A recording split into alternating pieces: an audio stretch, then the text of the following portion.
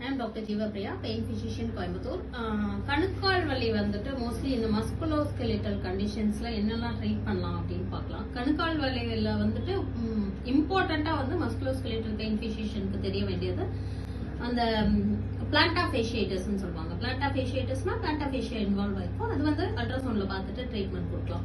அப்புறம் next important thing வந்து ஒரு லிகமெண்ட் இருக்கு. லிகமெண்ட் வந்து முன்னாடி இருக்கும், காலுக்கு முன்னாடி அந்த ATFL லிகமெண்ட்னு சொல்லுவாங்க. அந்த லிகமெண்ட்ல ஏதாவது இன்ஜுரிஸ் இருந்துச்சுன்னா ரீஜெனரேட்டிவ் தெரபிஸ் ட்ரை பண்ணலாம்.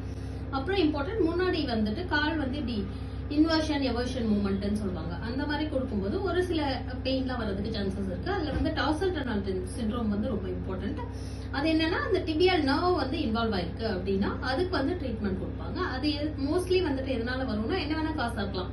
Drama, cancer R what ever, like injury அந்த மாதிரி கூட இருக்கலாம். இல்ல வந்துட்டு ஜென்ரலாவே வெயிட் போட்ட ஒரு சிலருக்கு வந்து அந்த டார்சல் டனல்ல போற நர்வ் வந்து அஃபெக்ட் ஆகும். அந்த மாதிரி இருக்கவும் சான்சஸ் இருக்கு. அண்ட் இம்பார்ட்டண்டா லைக் அசசரி டாபிக்ஸ் வந்து மோஸ்ட்லி மஸ்குலோஸ்கெலிட்டல் பாயிண்ட் ஆஃப் வியூல என்ன பார்க்கணும் அப்படின்னா நிறைய அசசரி மசில்ஸ் இருக்கும்.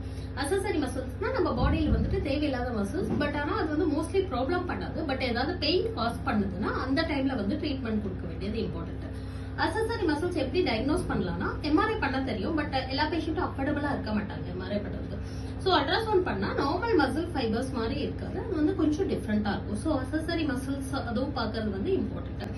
அப்புறம் பார்த்தா பிளான்டா பிளேட் இன்ஜுரின்னு சொல்லுவாங்க. பிளான்டா பிளேட் இன்ஜுரினா கீழே வந்து காலுக்கு கீழே ஒரு பிளேட் மாதிரி ஒன்று இருக்கும். பிளான்டா பிளேட்னா அந்த ஃபிங்கர்ஸ்க்கு நடுவுல வரும்.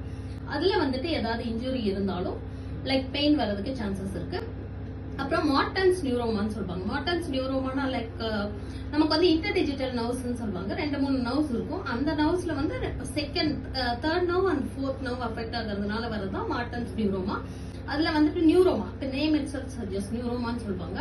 நியூரோமான்னு பார்த்தோம்னா லைக் அது வந்து கொஞ்சம் பெருசா இருக்க சான்சஸ் இருக்கு. அதுல வந்துட்டு ட்ரீட்மெண்ட் ஆப்ஷன்ஸ் நம்ம ஏதாவது வந்துட்டு ட்ரை பண்ணலாம். லைக் நியூரோமா இருந்தா அல்ட்ராசவுண்ட்ல டயக்னோஸ் பண்ணி ட்ரீட்மெண்ட் பண்ணலாம். இதுக்கு வந்து மோஸ்டா வந்துட்டு ஃபர்ஸ்ட் வந்து டயக்னோசிஸ் வந்து என்ன பண்ணணும்னா எக்ஸ்ரே பண்ணணும். எக்ஸ்ரே வந்துட்டு எதுக்குன்னா rule out other causes like fracture ஏதாவது இருக்கா, இல்ல வந்து எக்ஸ்ட்ரா க்ரோத் கால்கேனியல் ஸ்பேன் அந்த மாதிரி ஏதாவது இருக்கா, இதெல்லாம் வந்து ரூல் அவுட் பண்றதுக்கு.